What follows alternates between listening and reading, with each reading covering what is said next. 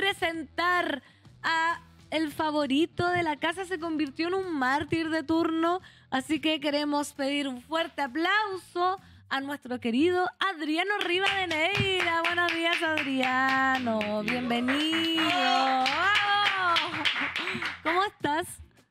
No sé, ¿cómo estaría Stalin si supiera que estamos apostando por un stalinista en Stellar Bet? Yo creo que entendería que el mundo cambió. El mundo cambió. Yo creo Chile que no lo cambió. entendería. Es que tú estás transportando al Stalin de ese tiempo, pero no al Stalin que vivió todos los cambios sociales. Qué bueno ¿Cachai? que me llamaste la atención sobre eso. Nunca hay que proyectar nuestras prerrogativas y prejuicios a los eventos históricos que tienen otras prerrogativas. y prejuicios. Imagínate, te hubiera puesto a ti a los 10 años las posibilidades de la inteligencia artificial. Nos volvemos locos, po. O sea, nos teletransportáis de nuestros yo de 15 o 10 hasta época. No, qué vemos locura. WhatsApp, no lo entendemos. No nos cabe en la cabeza. Es como los supersónicos. Todo esto es como los Que uno lo supersónicos ve ahora. para nuestras versiones de niños. Todo esto es lo supersónico, Sí. ¿no? ¿Han visto ¿Se acuerdan de la intro de los? Era terrible la intro. Sí, de los po, supersónicos. que Me da angustia verlo. Y estamos muy parecidos. Y Muy para los parecidos. niños de más adelante, todo va a ser como Black Mirror. Adriano, vamos a hacer análisis internacional, pero antes tenemos dos preguntas. Primero, la turno pregunta a propósito de Tenemos harto audio. una tendencia mundial de la nueva canción de Rosalía y su disco que propone una estética neocatólica, religiosidad cool. Tu espiritualidad, ¿dónde está? ¿Ateo, religioso, agnóstico? Yo creo que hay un tema. Lo que pasa es que cuando uno tiene metida una religión en el sistema político, como me pasó a mí por toda mi fase de formación, tiendes a rechazar un poco la doctrina. Pero la doctrina no tiene nada que ver con lo que sucede en donde el poder político de la Iglesia Católica se ejerce, que es en la ciudad de Roma, sin ir más lejos. Entonces, en Roma tú tienes dos posibilidades. Puedes ir por la iglesia y puedes ir en contra. No hay una cosita entre medio. Además, porque no pagan impuestos, no pagan la luz, no pagan el agua. Entonces, un poco molesto, siendo que tienen el 60% de los inmuebles de la ciudad. Dicho eso, no creo que ninguno de nosotros viva afuera de la moral ética cristiana y católica. ¿Es imposible salirse? Es imposible salirse porque nos formaron así. Claro que hay muchos malentendidos con la religión cristiana y eso para un historiador igual es jugoso conversarlo. La religión cristiana no es una religión occidental, es una religión asiática. ¿Qué? Y la religión cristiana, que es una religión de Medio Oriente, que en la época se llamaba Asia, entró primero a África que a Europa. La iglesia católica más antigua del planeta está en Etiopía, no en Roma. Y para efectos de entender cómo funciona la doctrina cristiana hay que entender elementos que no nos llegan tan en profundidad como sociedad democrática y sociedad cristiana. Así como el Islam no podría llegar en un régimen democrático.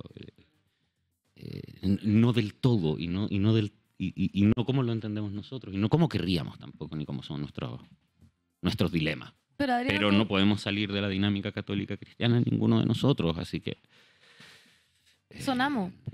No, a mí me gustan los físicos, me gustan los astrofísicos. Los astrofísicos tienen una visión reveladora sobre todo el tema de la creación y claro, no sabemos nada, no sabemos ni siquiera por qué existe la gravedad, así que no... O sea, que haya un Dios creador es el último de mis problemas, si lo hay o no lo hay, que hay unas cosas que de repente veo en YouTube que me ponen bastante más inquieto.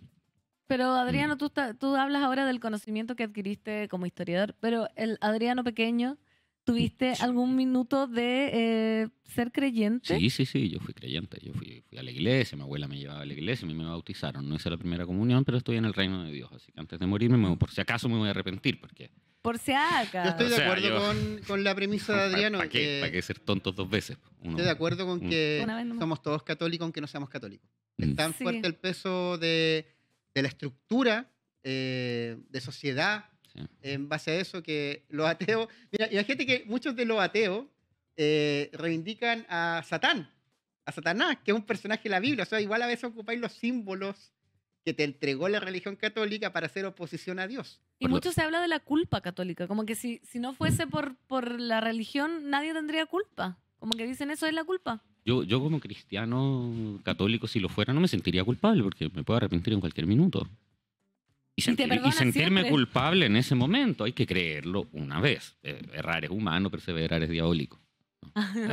Una vez, uno se arrepiente una vez con todo el corazón y entramos. Y está todo Entonces, bien. católico social, pero en espiritualidad eres ateo actualmente. Claro, algo así. Y no que la cosa sea como, o sea, ser ateo no es cool. Nada O sea, es no, cool, no, no, nada no cool es y nada- cómodo, no es como, no enriquece, digamos. ¿Ah? Pero, de nuevo, la astrofísica y la ciencia del estudio del universo me parece un canal para, digamos, enfrentarse con el tema de la creación más relevante Ya. que un libro semítico escrito por gente que no. ¿Y la fe, Adriano? Y la fe. Yo tengo fe en mi equipo de fútbol. La AS Roma. La AS Roma. Y tengo misa 2 veces a la semana en general. Y es bastante desagradable ver el partido. Así que no me podría complicar más la vida que esto. Además, por los horarios que son distintos, 4 horas, 5 horas, 6 horas de diferencia. Entonces, o sea, yo me esfuerzo en algo. Sí, tengo fe en algo, efectivamente. Tengo fe en que vamos a ganar el campeonato este año. ¿Viste? Y eso nunca pasa, Adrián. Nunca pasa. No, Pero- pero Pero oye, si no pasó te hace rompa 25 la años Pero la si última Roma vez. no gana campeonato, no es tan buen equipo. 25 años atrás ganamos el campeonato. No es de los grandes de Flores. Italia, es como si fuera la Unión Española. De la Unión Española ganamos más. que la Pero Roma. ahí tenemos un ejemplo de la fe, po. ¿Viste? Es un ejemplo, no, En que el, es fútbol como hay, en el fútbol hay fe. En el fútbol hay la fe. envidia de seguir creyendo en algo que parece que es En el imposible. fútbol hay fe. Nadie envidia mi fe. Siempre crees que tu equipo, aunque vaya mal, el próximo partido puede ganar. Nadie me envidia por esto. Siempre hay esperanza, ¿viste? Siempre hay esperanza. Es verdad. Adriano, esta mañana partimos el programa comentando un triste acontecimiento que me imagino que estás al tanto, que fue a propósito de la espiritualidad y todo lo que estamos hablando, el fallecimiento de el actor Héctor Noguera. Tú me imagino que tuviste o tienes o algún tipo de relación con su arte, con sus teleseries, como hijo también, hijo de tu mamá, que actriz Patricia Rivadeneira. ¿Qué te pasa con esta noticia? O sea, es un enorme artista. Yo una vez lo vi allá haciendo una performance increíble y le sonó a un caballero mientras él hacía la performance, aquí como si estuviera en el lugar de las cámaras. Sonó el celular de alguien 2 veces y él paró, un monje, lo miró y repitió la frase, que es algo que desde el punto de vista de un artista que hace una performance súper difícil. Era un gran artista chileno, era un gran performer, más allá de las teleseries y de todo eso. O sea, una persona cultísima y lo supe esta mañana y digamos, estamos con las llamadas. Nosotros cuando nos llegan estas noticias siempre empiezan a circular las llamadas y sí, es una persona que vamos a echar de menos. ¿Lo pudiste conocer en persona Lo alguna vez? pude conocer en persona, no de adulto, así que no voy a digamos, ¿cómo se dice? Hacerme con algún tipo de conocimiento sobre su vida personal. El pésame a la familia, por supuesto, y a todos los que lo conocían bien. Yo lo conocí como artista, era un gran artista de acá, era un gran artista chileno. Esa performance que dijiste allá, ¿a dónde allá? En Roma. Ah. Lo vi en Roma. O sea, imagínate, porque hemos hablado de su carrera cine, teleseries, teatro, escritor, director y ahora Yo lo performer. conocí como Imagínate. performer. Sí. Una disciplina, una cosa, una fuerza física increíble, bien relevante. Sí, Activo hasta los 88 años. imagínense. Héctor Noguera. Increíble. Bueno, le mandamos nuevamente el pésame a su familia y a todos quienes lo conocieron y pudieron trabajar con él. Tu mamá estuvo, de hecho, en la teleserie de Sucupira. Tenían, de hecho, los personajes algún tipo de relación. Echaban la talla de que tú eras hijo de Héctor Noguera. Bueno, No, por favor. Pero Ay, una ay. bromita, una tallita para ¿Quién? distender. Para la Ahí ficción. en el chat dijeron que Sí. era. Bueno, Sí. Como Luis Living. me voy a sentir halagado por él. Ya, oye, pasemos a lo que está pasando en el mundo. A veces parece que esta Ah, noticia señor. nos pasa de fondo porque es parte del paisaje, pero hay que estar atentos. Es lo que está pasando a María Fernanda del Sol en Medio Oriente, particularmente en Gaza.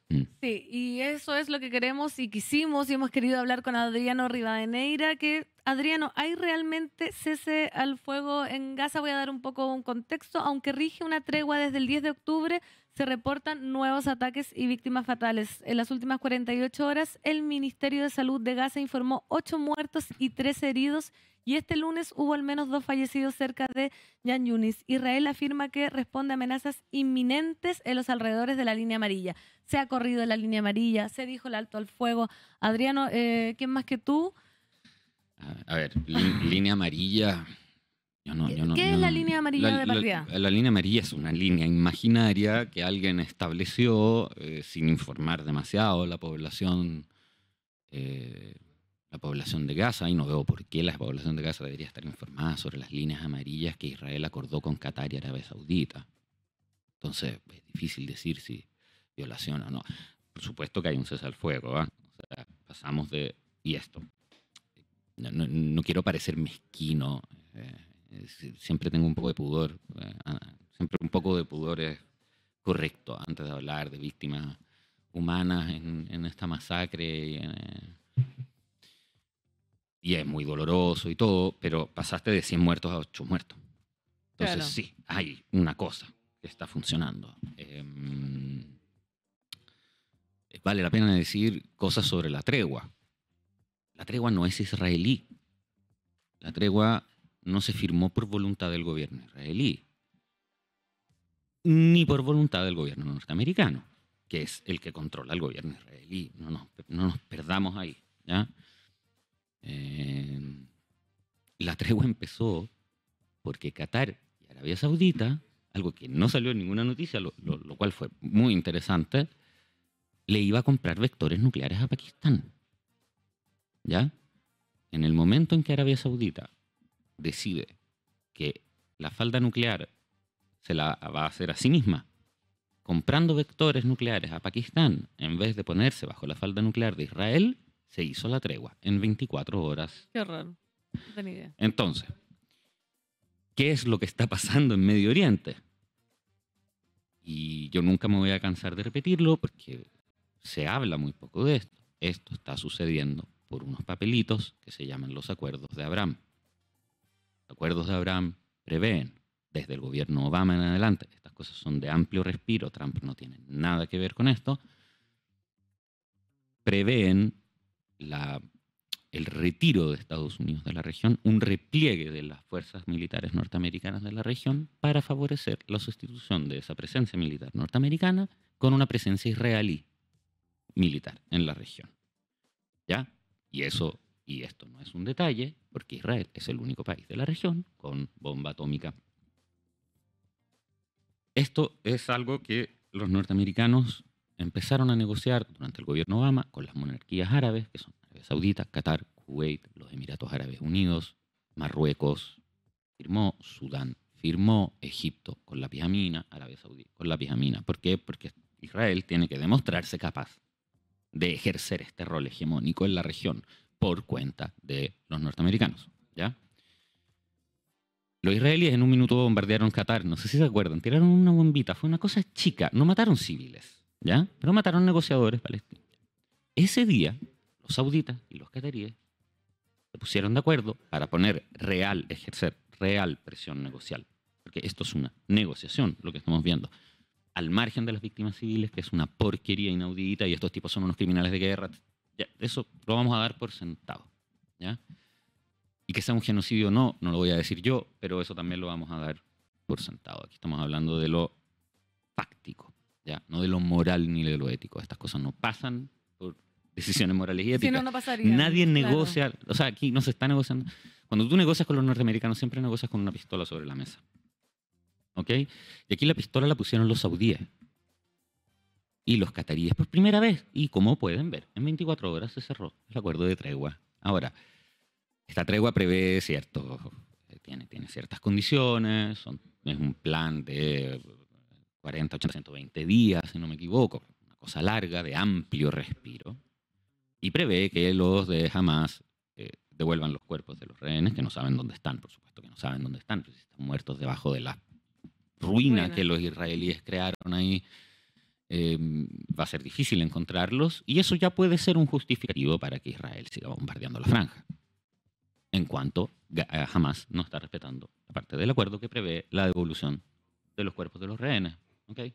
Eso ya sería suficiente, porque las treguas son así, son textos. Como condiciones. Son condiciones. Si tú no respetas las condiciones, el acuerdo vale nada. Adriano, cero. Papier toilette. Adriano, el 10 de octubre se firmó este acuerdo. De hecho, Donald Trump era la previa del Premio Nobel de la Paz. Decían casi que por esto se lo podría llegar a ganar. Finalmente no lo obtuvo, pero fue una negociación con Hamas. Y ahora se está hablando de la posibilidad de que Hamas se desarme, como exige el plan respaldado por Estados Unidos y mediadores. En este contexto donde Netanyahu también está definiendo quién entra, qué país entra y qué no, y Hamas ha sido el bastión, para bien o para mal, de la lucha contra Israel. ¿Es posible esto?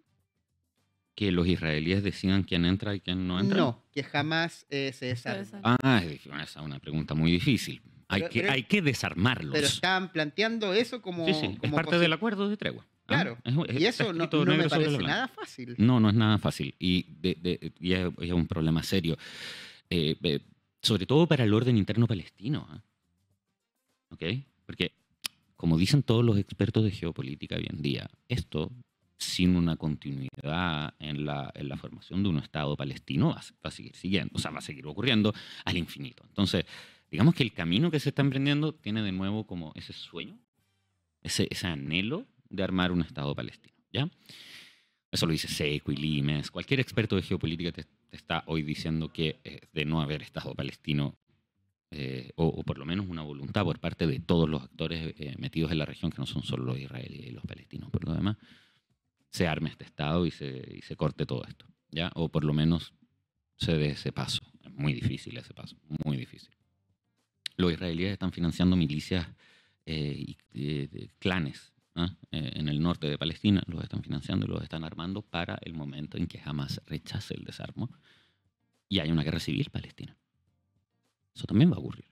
O sea, preparémonos para ese escenario, ¿ya? Así como muchos analistas están empezando a envalentonar en decir que esto podría pasar por el lado israelí también. ¿Guerra civil? Lo que pasa es que cuando... A ver, las guerras se ganan o se pierden. ¿Ya? Cuando tú pierdes una guerra la pagas. Pagas. A los que te ganaron tú les pagas. Y les pagas en dinero, y les pagas en tierra, y les pagas en minerales, y lo que sea, pero pagas. ¿Ya? No hay ninguna guerra que termine sin que la parte perdedora no pague. ¿Quién ganó? Esa es la pregunta. Aquí todos van a decir que ganaron, porque Hamas firmó el papelito y dicen que ganaron. Los israelíes dicen que ganaron. Los gringos quieren el Nobel de la Paz porque dicen que ellos hicieron la paz. Y eso es todo mentira, las tres. Son mentiras.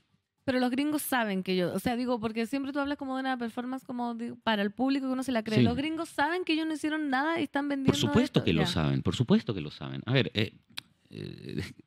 esto es un poco complicado porque habría que cambiar toda la pedagogía por cómo hemos sido educados cuando analizamos todo esto. Las decisiones los norteamericanos no la toman en la persona del presidente y eso Trump lo sabe. ¿Ok? O sea, los políticos no tienen poder negociar acá. Esto es otro juego, ¿ya? Es el juego del imperio de los norteamericanos, que no se llaman a sí mismos imperio, pero sí lo son. Todo lo que estamos viendo en Medio Oriente es función norteamericana. Los norteamericanos están armando esto. Poder dedicarse al otro frente que tienen. Es el Indo-Pacífico. Es el verdadero frente de los próximos 50 años. Eso es lo que están haciendo ellos. Ahí se van a jugar la partida. Lo demás es todo incómodo, es todo un desgaste terrible de medios, de esfuerzo, de política. Si tú te estás dedicando a Medio Oriente, no te estás dedicando al Indo-Pacífico. Si te estás dedicando a Ucrania, no te estás dedicando al Indo-Pacífico. Y tú tienes que ir a ese lado. Eso es lo que piensan los gringos, no me lo estoy inventando yo, es lo que dicen ellos.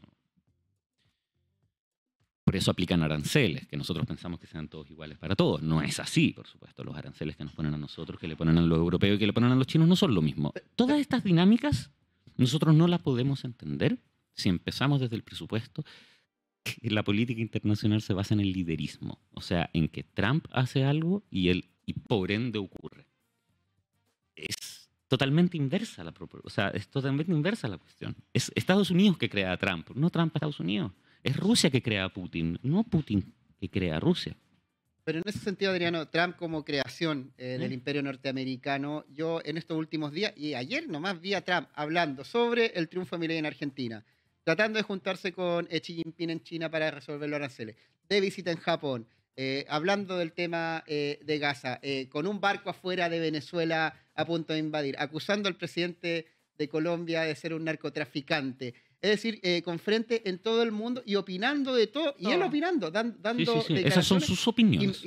pero metiéndose en política internacional y manifestando imperio. Eso es lo que te quiero plantear. Que Trump va a ver cómo sus regiones del... O sea, mira lo que pasó en Argentina. Trump fue el jefe de campaña de Milei, ganó Milei, pero ganó la Libertad Avanza, que es la coalición del presidente argentino, y finalmente, luego...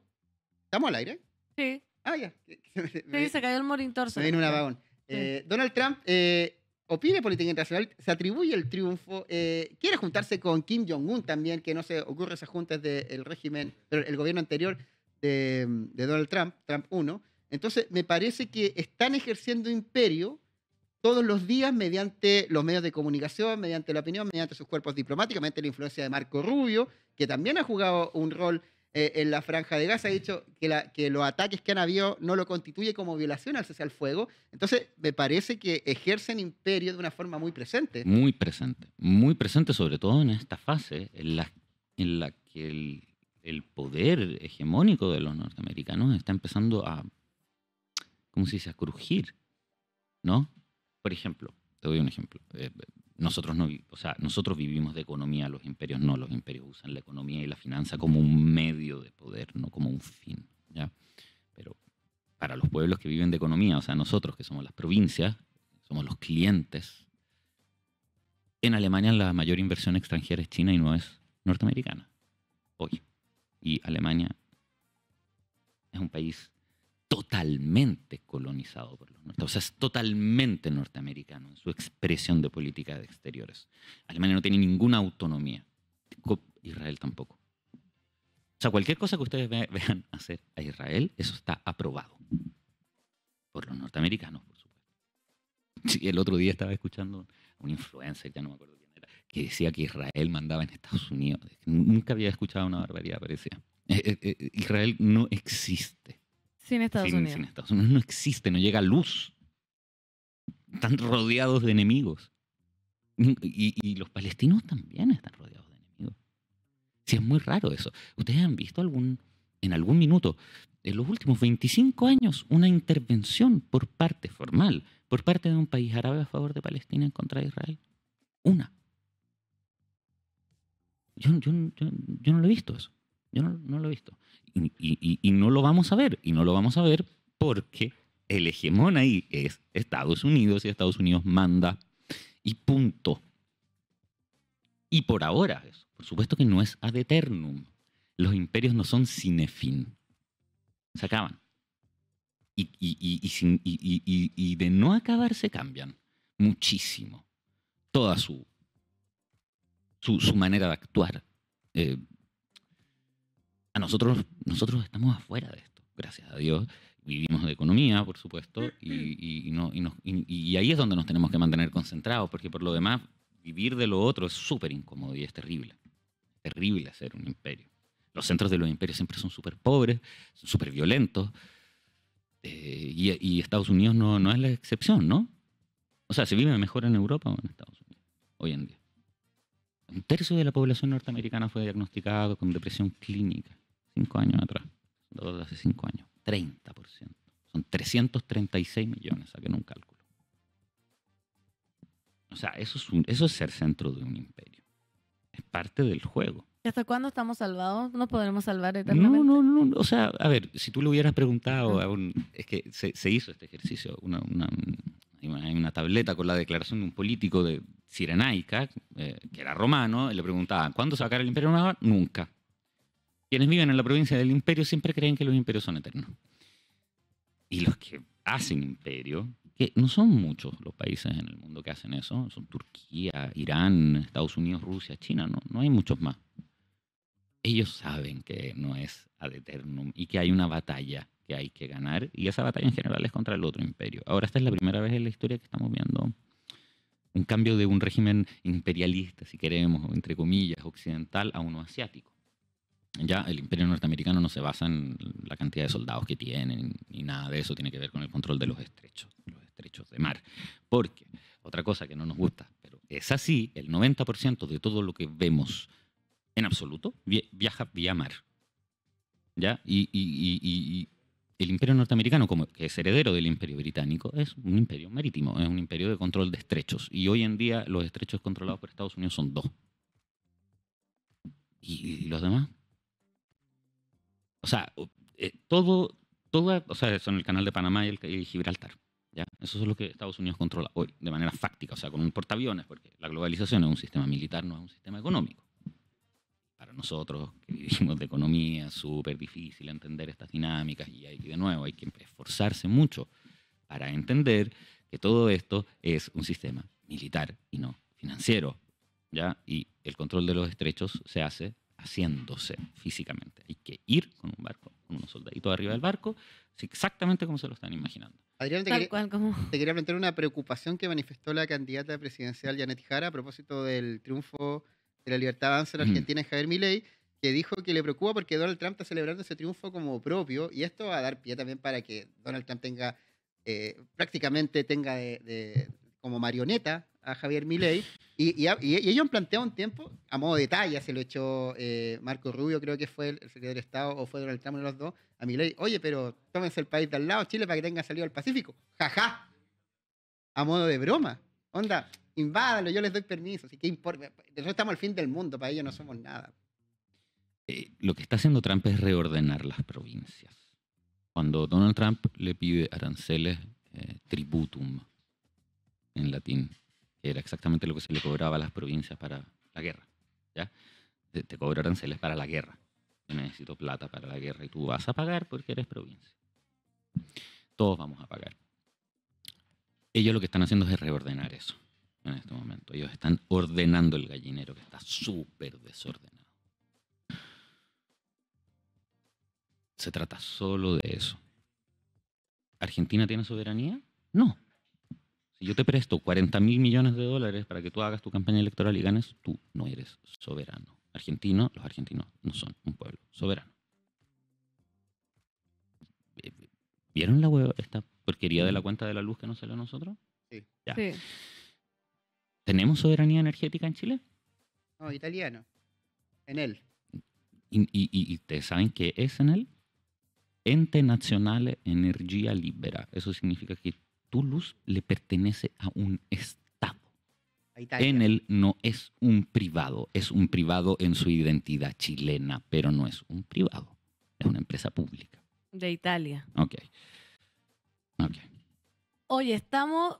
Okay. el mundo está vuelto. No. Lo que pasa es que hay que dejar de pasarse película. ¿Y qué hace qué? Sí, hay que asumir la cuestión y tratar de estar un poco más tranquilos con viendo a los políticos, ¿ya? Los políticos son un manifiesto plástico, no tienen... No le demos tanto No, poder no a la es política. tan necesario, O sea, exacto. manifiestos plásticos son monigotes. Y Milei es un mal manifiesto, es un mal espantapájaros, ¿ya? Es feo, nos parece feo a nosotros, pero no es más que eso. Nos parece grotesco ya, pero un entonces poco ahí grotesco, nomás. queda como ya nos asumimos porque no podemos hacer nada, Adrián. Podemos cambiar de papá. ¿Cómo así? O sea, uno tiene un papá, tiene un padrastro y tenía Estados Nos Unidos y tenía China. nos Tendrían que pasamos pasar. a China, po. Lo que pasa es que... Pero sí, pues hace Bueno, rato estamos no hablando que pasamos. nos vamos a pasar a China. Sí, Es que no es tan fácil. No Y es vamos tan a estar fácil. mejores ¿no? y no sé si vamos a estar tan mejores. O sea, ¿no? si llega un portaaviones a tu costa y tú te quieres pasar a China y yo te apunto un lanzamisiles hacia ti y te digo, ¿quién es tu papá? Tú vas a decir, eres tú. Y punto. O sea, No queda Pero si otra. salió el líder, el alemán Rutte, que es el jefe de la OTAN, lo leí, que decía, ahora llegó el papá a ordenar el colegio de su niño, cuando fueron a apilar aranceles a los europeos. Es exactamente así, es una metáfora perfecta, la de un padre autoritario que te pero agarra mira, a ayer, gatillazo. estos días, acusó al presidente Petro de narcotraficante y al lado está Venezuela y le tiene un portaaviones ahí, Sí. cualquier Sí, cosa. sí. Y a Chile, si un día queremos pasar para el lado No, chino, no pasemos. nos van a poner al frente de Valparaíso, 3 portaaviones mirando. No, toquen madera, toquen estacionado, madera. estacionado. Toquen madera, por fierro, favor. plástico, Estamos salvados, todo lo que quedemos sea. acá calladitos. Oye, y nomás. quiero corregir que En a ese Macri piola, fue ¿no? quien Trump le En dijo un que piola. le recomendaba invadir Chile, al expresidente de Macri. Así que compleja situación global. Para entenderlo, bueno, te agradecemos siempre, Adriano, que Gracias comparte. Y por a ustedes favor, por quiero la invitación. promocionar tu podcast porque es muy bueno, está disponible. Y quiero saber cuándo vienen nuevos capítulos. Lo que pasa es que estamos en una fase de transición del podcast, entonces vamos a hacer. Pero ¿cómo se llama el podcast? El podcast se llama Historias Felices y Tristes de Occidente, no habla de nada de lo que estamos hablando acá. Quizás haga algo sobre geopolítica más adelante para ordenar un poco. Digamos lo que hablamos acá, que no siempre está ordenado, y está en Spotify y en Adriano-Rivadeneira, que es mi Instagram, ahí están publicados los capítulos, hay un link que te lleva a Spotify, que te lleva a la cuestión. Y hay que, o sea, turno, o sea, pónganle la suscripción a turno, like y No es tan difícil. no es tan Y difícil. también activen, suscríbanse Y suscríbanse a a tu mi podcast. podcast. Pues. Y si nos quieren insultar por chat y cosas, pueden escribirme a mí. Y así aumentamos las interacciones. Como dijo el que inventó el circo, no existe la publicidad negativa. Engagement se llama eso. Engagement. Adriano Rivadeneira con nosotros por fin en turno, en vivo. Gracias, Adriano. Y perdón por la semana pasada que estábamos con los equipos tratando de arreglarlo, No. se nos cayó y no pudimos Sí, hablar tanto. no Yo no pasa estaba, nada. Pero lo vi. no, sí. Pero ya. ¿Por qué no hoy estabas, hoy día. Estaba en Iquique, Está ahí, glorioso. Está en Iquique de Iquique, vacaciones. Defendiendo la frontera. De vacaciones en Iquique. Estaba negociando. Vamos a tener que mover el norte cerca de Caracas para ir a defender. Y no estaba de vacaciones, estaba No trabajando. estaba trabajando, sí. Gracias, Adriano, por fin lo tuvimos acá. La gente te quiere mucho. Vayan a seguirlo. Historias Felices y Tristes de Occidentes. Acá Maite dice, es un excelente podcast. Ahí Ay, tienen tus gracias. ganas. Nadie te ha insultado hasta el momento, Adriano. Pueden, que siempre, pueden. siempre pide que le insulten Sí, y nadie, sí. nadie, lo Nadie insulta. osa, pero va a Nadie ser osa entretenido. insultarlo. Sebastián Flores Muga, nosotros tenemos que ir cerrando el programa de hoy.